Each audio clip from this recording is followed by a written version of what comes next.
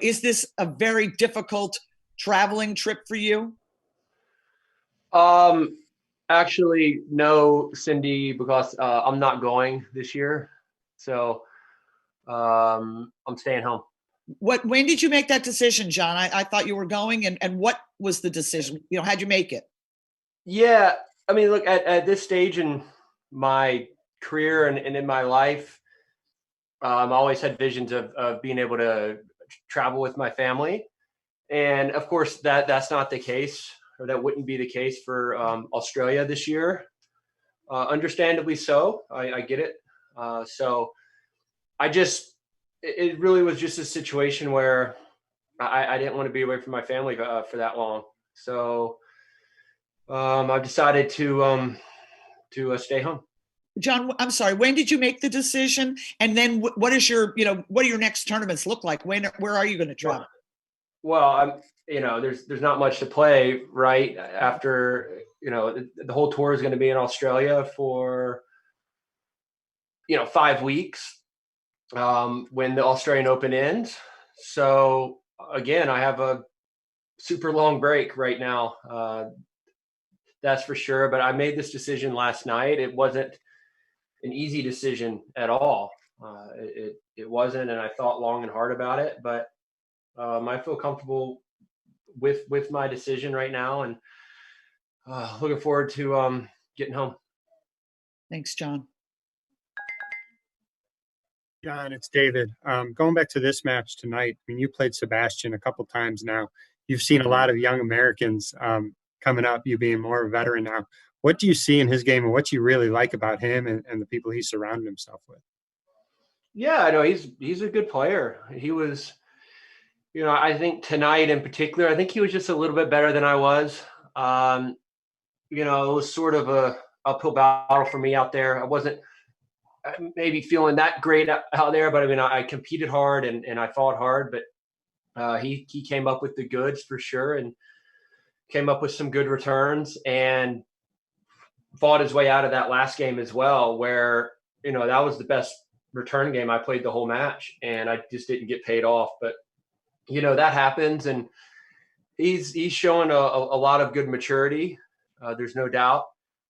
I was asked by the ATP a couple of days ago to name one player to look out for this year, and I said him. So hopefully he proves me right. So he's a very good player. Thank you, John.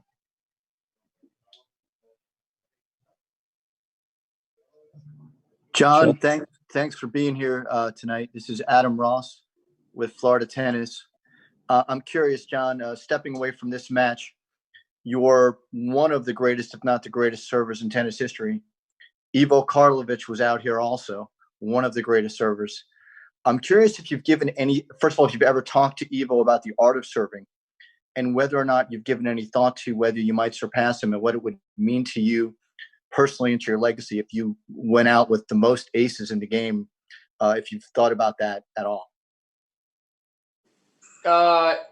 The first part of your question is no. I've never spoken to him about the art of serving. Never spoken to Riley Opelka either, or Andy Roddick as well. So, I think we just acknowledge that everyone's got a good serve, and but as far as surpassing him with aces, I haven't thought about that at all. The longer he continues to play, the harder it's going to be for me, for sure. So I don't know. We'll see. I mean, I guess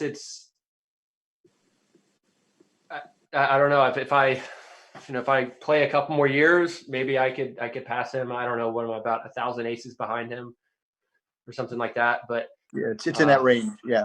Yes, but I also haven't played a lot lately, and we'll see what happens. But for sure, if I were to end my career with the most aces of all time, I think that would be very cool.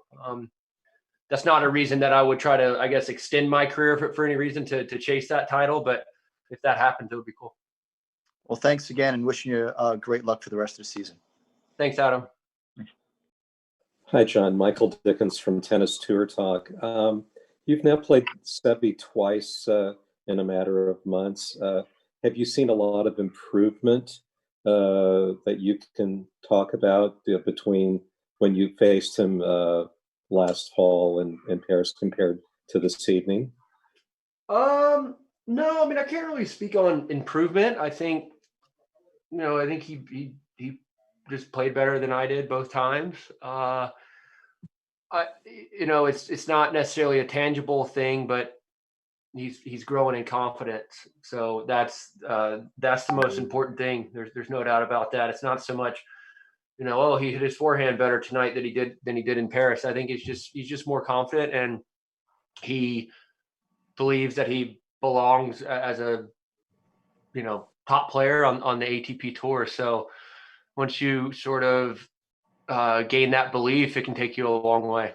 And then finally, can you assess your own game? Granted, you've only played 2 matches here in the new season, but can you talk about how you feel you did here at the start of the season?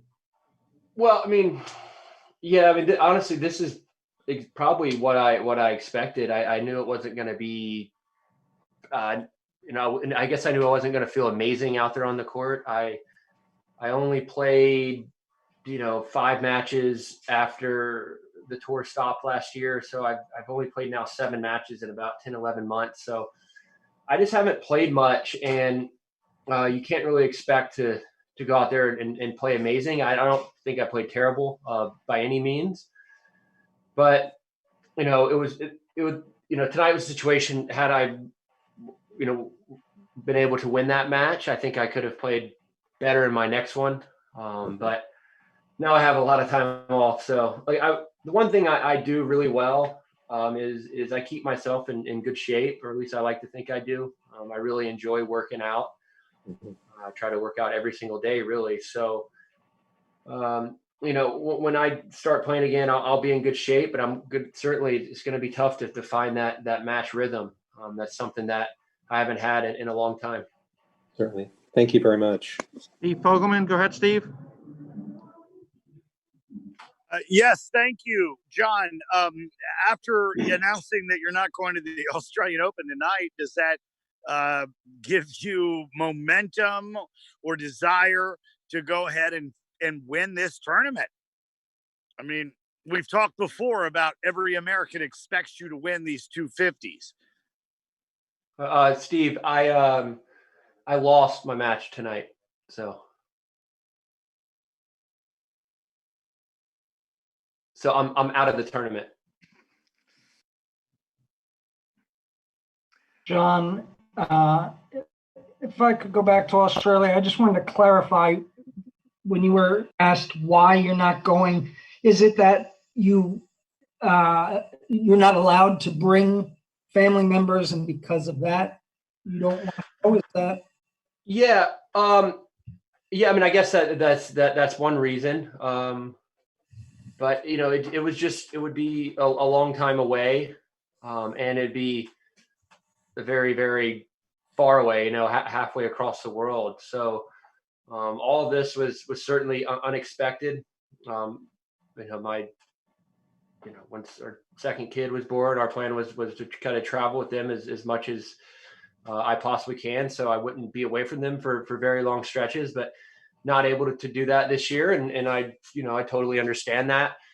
So that's just sort of the hand that all tennis players have been dealt right now, especially ones that have families. And so, I'm making the choice to stay home. It was an easy one, as I said, but I feel pretty good with my decision right now. Hey, John, was your decision, was it at all impacted by what happened to Sam in St. Petersburg when he brought his family along? Not at all? No, because I mean, I wouldn't be able to bring them. So, two different situations, but no, the answer is no.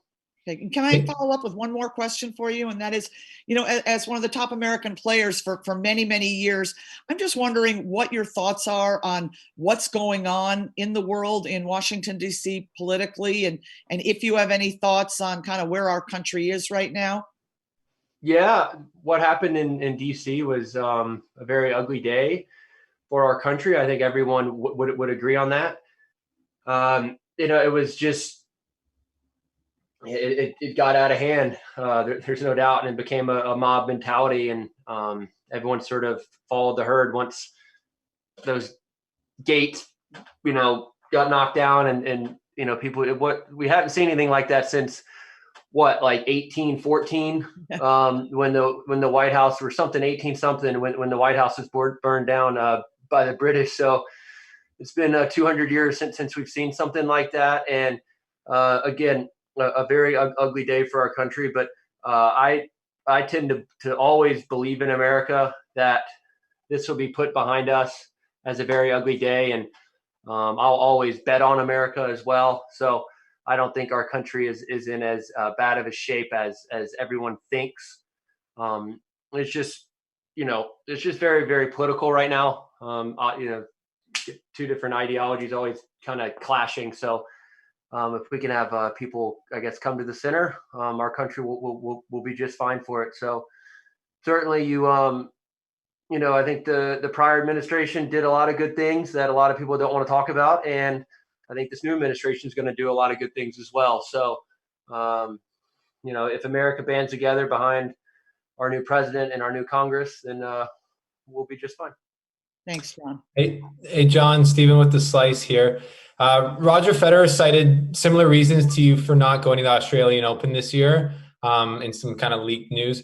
Would you say that at this stage of your career, being a little bit older with a family, you have similar goals of, enjoying your time on tour rather than just playing as much as you can to get points and stuff? Is that kind of it? Yeah, Stephen, you really hit the nail on the head. That was certainly my plan once our second kid was born. I mean, I told myself that, prior to the pandemic, that we're going to travel with them as much as possible, and we're going to make it as much fun as possible on the road. I was going to, when I travel in Europe, I was going to stay at the nicest hotels and just make a really nice trip out of all of it, because I won't be playing tennis forever. There's no doubt about that. So certainly right now, tennis is not the most important thing in my life. It's my family. But me not going to Australia doesn't mean I'm not committed at all, because I still am. I'm healthy. I feel really good, and I'll continue to take care of my body. So once the tour gets back from Australia, I look forward to playing as full of a season as I possibly can. Awesome. Okay. Can we get another follow-up for John before we let him go? Yes, please, here. Hugo Duran for Canal Tennis. If I'm not wrong, this is the first tournament you play with crowd in America since the beginning of the pandemic. And well, I just wanted to ask you, what does it mean to you to recover this crowd at home? Thank you. Yeah, no, that's a good question. It was a lot of fun to play in front of a crowd like that. I mean, not many athletes, period, in the whole world in any sport have played in front of many crowds. So to be able to take the court in what seemed like a normal match for us, with the crowd that was into it on a beautiful night, playing against another American, it was a lot of fun. And hopefully, as things, I guess, hopefully things calm down around the world, we can have a more atmospheres like that for all of us. So to answer your question, yeah, it was you play and you train hard to get yourself and put yourself in a position to play in great atmospheres, and so hopefully we're getting closer to that. Okay. Thanks, everyone. We'll have Sebastian